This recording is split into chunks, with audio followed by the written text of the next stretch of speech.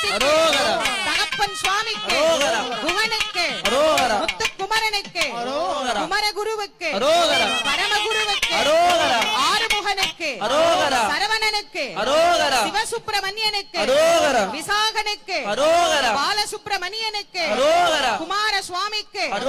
பழனி பாலதண்டாயுதம் குழந்தை வேலப்பனுக்கு ஞான பண்டாரத்திற்கு வேலாயுத சுவாமிக்கு